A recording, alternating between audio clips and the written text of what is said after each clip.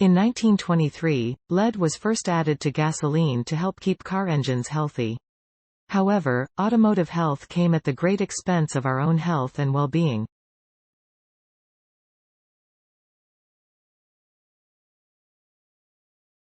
A new study calculates that exposure to car exhaust from leaded gas during childhood stole a collective 824 million IQ points from more than 170 million Americans alive today, about half the population of the United States. The findings, from Aaron Reuben, a PhD candidate in clinical psychology at Duke University, and colleagues at Florida State University, suggest that Americans born before 1996 may now be at greater risk for lead-related health problems, such as faster aging of the brain. Leaded gas for cars was banned in the U.S. in 1996, but the researchers say that anyone born before the end of that era, and especially those at the peak of its use in the 1960s and 1970s, had concerningly high lead exposures as children. The team's paper appeared the week of March 7 in the journal Proceedings of the National Academy of Sciences. Lead is neurotoxic and can erode brain cells after it enters the body. As such, there is no safe level of exposure at any point in life, health experts say. Young children are especially vulnerable to lead's ability to impair brain development and lower cognitive ability. Unfortunately, no matter what age, our brains are ill-equipped for keeping it at bay. Lead is able to reach the bloodstream once it's inhaled as dust, or ingested, or consumed in water, Reuben said. In the bloodstream, it's able to pass into the brain through the blood-brain barrier, which is quite good at keeping a lot of toxicants and pathogens out of the brain, but not all of them. One major way lead used to invade bloodstreams was through automotive exhaust. To answer the complex question of how leaded gas use for more than 70 years may have left a permanent mark on human health, Reuben and his co-authors Michael McFarland and Matthew Hauer, both professors of sociology at Florida State University, opted for a fairly simple strategy. Using publicly available data on U.S. childhood blood lead levels, leaded gas use, and population statistics, they determined the likely lifelong burden of lead exposure carried by every American alive in 2015.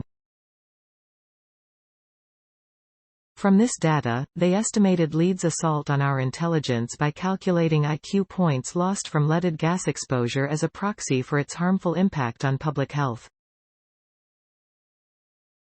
The researchers were stunned by the results.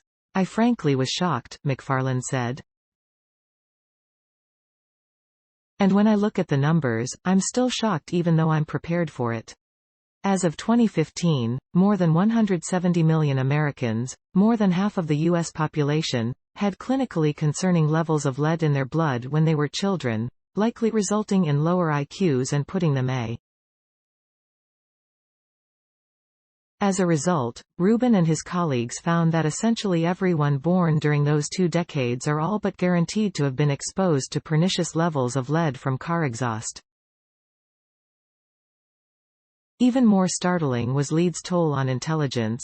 Childhood lead exposure may have blunted America's cumulative IQ score by an estimated 824 million points, nearly 3 points per person on average. The researchers calculated that at its worst, people born in the mid to late 1960s may have lost up to 6 IQ points, and children registering the highest levels of lead in their blood, 8 times the current minimum level to initiate clinical concern, fared even worse, potentially losing more than.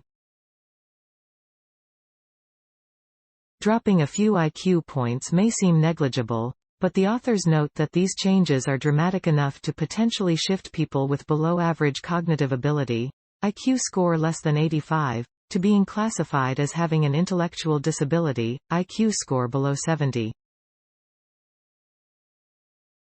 Moving forward, McFarland is analyzing the racial disparities of childhood lead exposure, hoping to highlight the health inequities suffered by black children, who were exposed more often to lead and in greater quantities than white children.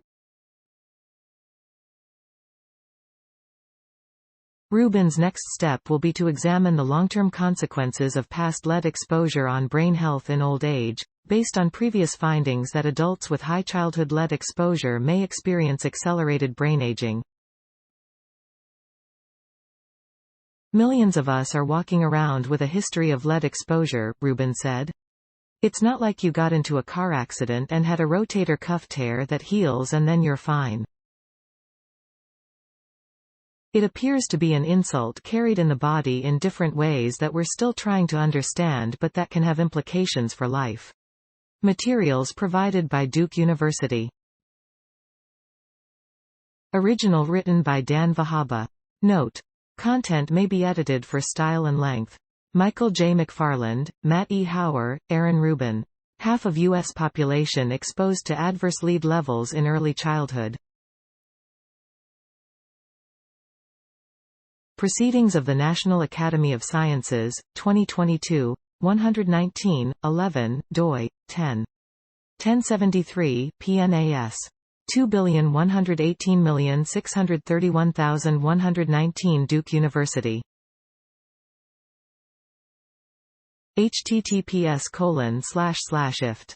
tt. 8thqq4i, accessed March 7, 2022. Please support my channel to grow by pressing subscribe button and the bell icon. We will notify you technological news. Thank you.